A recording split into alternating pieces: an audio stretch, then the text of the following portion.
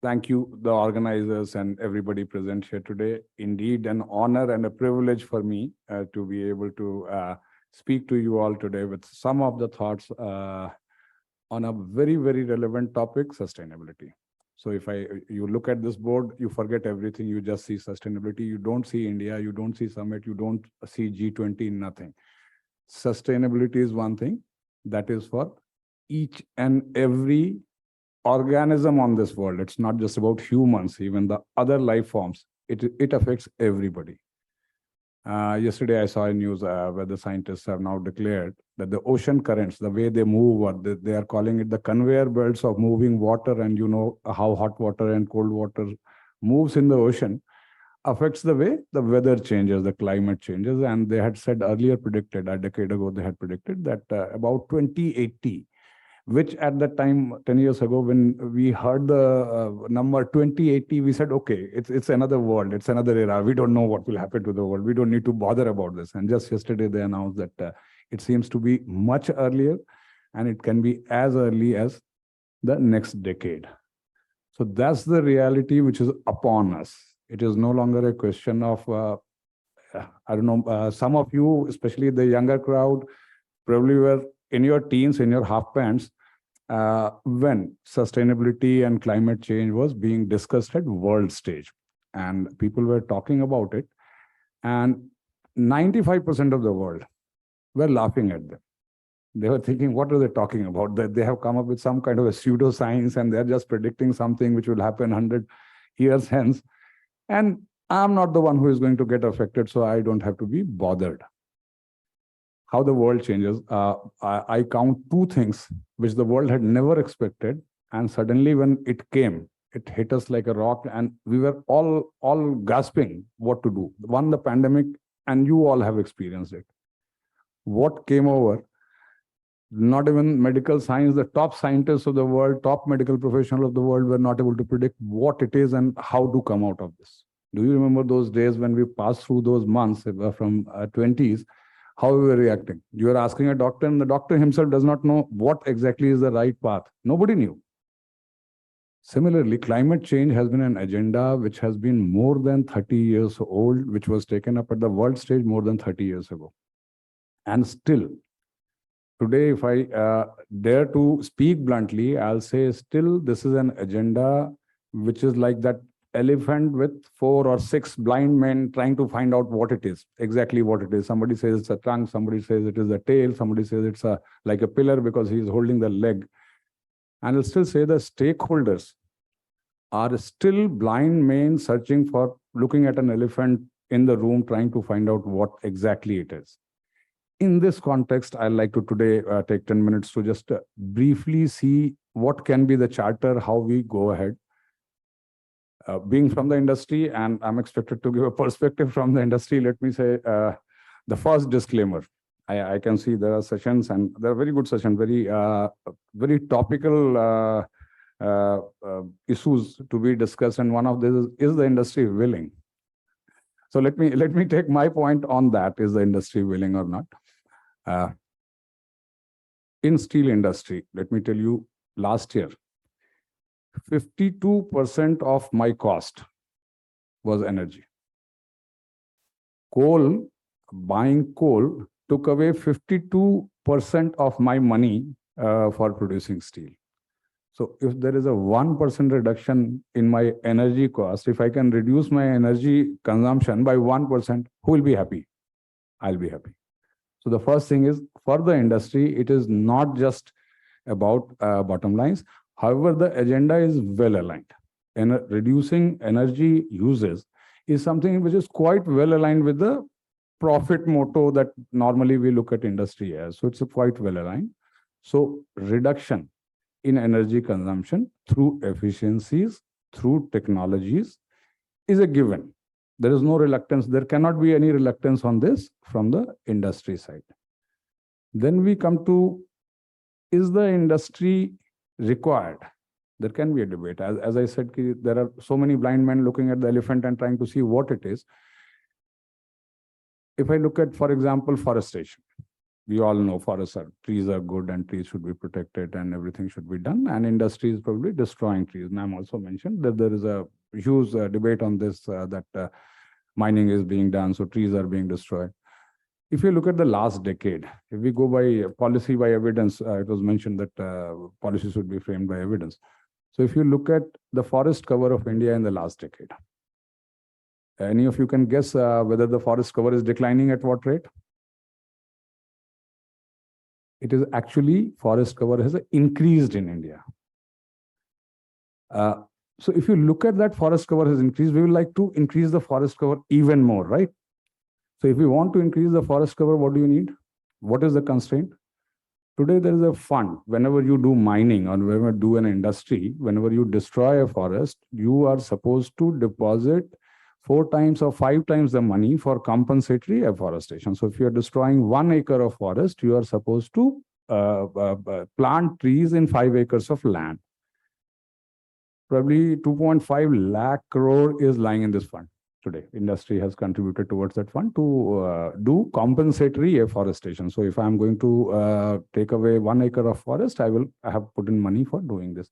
What is the constraint in putting up that forest? If the money is there, if the resources are not a constraint, land. It is very, very difficult to find land where you are going to plant trees. Why I'm going through this route is there is a logic behind it. I'll say, so you want land. How do you get land? What is there on the land? Why forests were destroyed initially? We ask about industrialization and mining, but it has started growing in the last 30 years. Before that, how forests have shrunk? You've heard of this and you read it every day.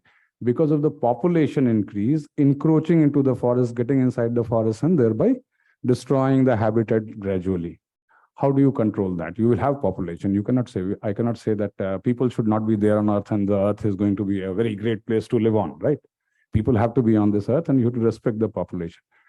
How do you make sure that your economy, any country, any geographical location is able to sustain the population density in a smaller way? How do you not encroach more into the forest?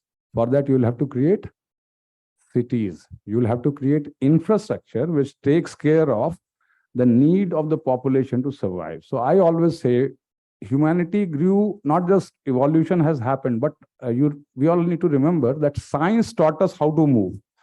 Science brought out the industrial revolution. Science brought out medical sciences. Science brought out so many great things in life. Now at this stage, to say that roll back the science, go back to pre-industrialized area, I'll say no. Use science to do better. Use science to see how do we make it more sustainable. So if you need densely populated places with all amenities, you have to have industry. You have heard of us talking about hydrogen, right? We are talking about solar energy, capture solar energy, don't burn fossil fuel. How do you do that? You put up solar parks. So solar panels will have to be made. You will need land to put up those solar panels, right? You need sunlight there so that you can capture the energy. First, land has to come. So I will say, get your population density up, create amenities, create larger, instead of creating a hugely spread out city, create vertical cities. That can be one of the solutions that we propose. Second thing, if you want to really put up those solar panels, where do they come from? You need steel for that. You need rare earth minerals which go into producing the solar panels. So take the science forward instead of rolling it back. Take the science forward. Find out where do this. If you want to produce steel, you will have to do mining. You will have to put blast furnaces. You will have to put all those industries. They will have to come. You will have to get those rare earth minerals. In fact, you will have to go deep into the jungles to explore those rare earth minerals. One of the estimates says that if we were to replace all our fossil fuel energy with solar energy, you will need to do 1,000 times more mining than what you are doing today. You will need to produce 1,000 times more steel than what you are producing today. This is the reality. What we can do is how we can be responsible towards it. Instead of saying give this up or give that up, how we can be responsible towards it. Towards that end, I'll just take 2 minutes. I think I'm taking a lot of time, but 2 minutes to just cover up on what the industry is currently doing. You may be reading it in newspapers or on your Google feeds. Practically every single industrialist today, every single business today has a sustainability charter. We all have drawn out absolutely detailed and very calibrated plans on how do we reduce our energy intensity to one goal. My profit goes up. Remember always that if I consume less energy, my profit goes up. So there can be no doubt on my intention of reducing energy. How do I reduce it? By investing in new technology, which is coming up. As ma'am mentioned, that hydrogen is still a nascent technology. We all are thinking that instead of coal, we can use hydrogen, but it is at lab scale right now. We are still experimenting with it. So what we are doing is current investment that is going in. You know, the steel industry today is at about 130 million ton, and we plan to grow to 200 million ton in next 7 years, as fast as that. And all the investment which is going, we are saying what is the best available technology today? Today, what is available in the market? Today, if I am putting my money into something, if some industry is coming up, some technology is being adopted, I should not be adopting a technology which was 20 years ago, which was less efficient. So it requires more capex, it requires more capital expenditure, more cash to invest in order to work with the best available technology. But one information is like Ministry of Steel has come up with 13 task forces which are working on each aspect of how to produce so-called green steel. It is not completely green steel. It is not emission free. However, how do we go with reduced energy consumption and reduced emission levels? On that, 13 task forces are working on various things, like one task force is working on energy efficiency. There is another task force which is working on how to define energy efficiency. How to define how much energy I have consumed, how much pollution I have spread. There are task forces which are working on how do you finance this. If you are going to use the best available technology, how do you finance this? What can be kind of economic models can be adopted to do this? So like this, 13 task forces are working. Their reports are almost final, and you should be seeing it in public domain in the next month. In August, we'll be seeing it in public domain. Each one of us is working on multiple science and technology projects to test various methods. So for example, SAIL, Steel Authority of India, I can tell you we have tie-ups with practically every academic and research institute in the country and abroad. So we are working with ITSM, we are working with IIT Mumbai, we have IIT Kharagpur working there, we have engagements with Dastur, we have engagements with Mekon. In pockets inside the organization, practically everybody is trying to find out what works, what does not work. To further intensify these efforts and to support the whole sustainability agenda, one factor that we have to keep in mind is sustainability is something where the stakeholder is not limited. It is not 4 stakeholders, 5, industry and government is a stakeholder, or the common vendor is a stakeholder. This is one topic on which every single person on earth is a stakeholder. So you have to invest everything, and the charter has to be quite detailed, quite nuanced.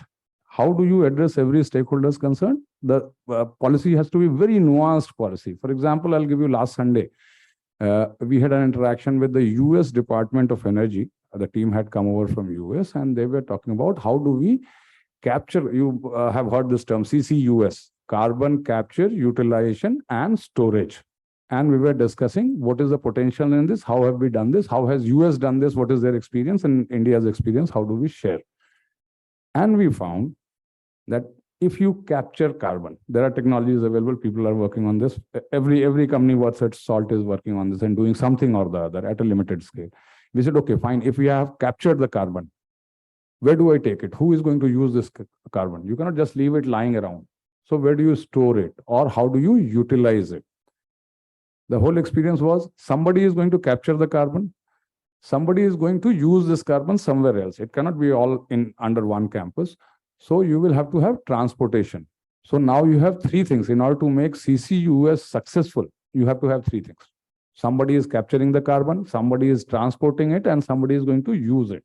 For example, in US, oil wells have used carbon dioxide injection, and it helps in enhanced oil recovery, UR. So all 3 have to work together. As soon as all 3 start working together, what happens? Some technologies has to come up with technology for carbon capture. Somebody has to come up with technology to use that carbon. How do you do transportation? You have to lay a pipeline, right? Once you are laying a pipeline, you need environment clearance. You need a route, clear route. right? You have to go 400 kilometers or 500 kilometers. You need a clear route for that pipeline to come. For that pipeline to come, you need a clear route. On that clear route, you need to satisfy the public that what I am doing is for the good of the world, right? The first reaction whenever you look for a pipeline, you try to acquire some land, you find a pathway, people say all these industrialists are looking at profit and they don't want to, they're destroying the forest. Why are they going to take a pipeline from here? Let us stop the pipeline. You must have seen these protests. And there's a natural reaction. I'm not blaming anybody, but we need to see it in a context. That pipeline is going to capture the carbon and transport it somewhere where it can actually be used. So the policies that we devise, we will need to look at the whole scenario. I cannot go ahead and capture carbon if there is not another person who is actually ready to use it. If there is not a third person who is going to lay the pipeline, all three need to come together and you have to facilitate this. And the biggest thing in that will be not just engineers like me or policymakers like ma'am or academicians like you or researchers like, Chanjit Singh Sahab, policymakers like that. It will have to be everybody and the public consciousness and informed reactions of the public. That I feel is the most important factor, that people respond to this issue after understanding all aspects of this. So from the industry side, we are committed to sustainability. It is well entrenched into our growth paths, and you can rest assured that this journey is not going to be somebody walking singly on a path. This is one journey where we all are going to walk together. I wish all of us all the best on this journey, and thank you so much for your patience in listening.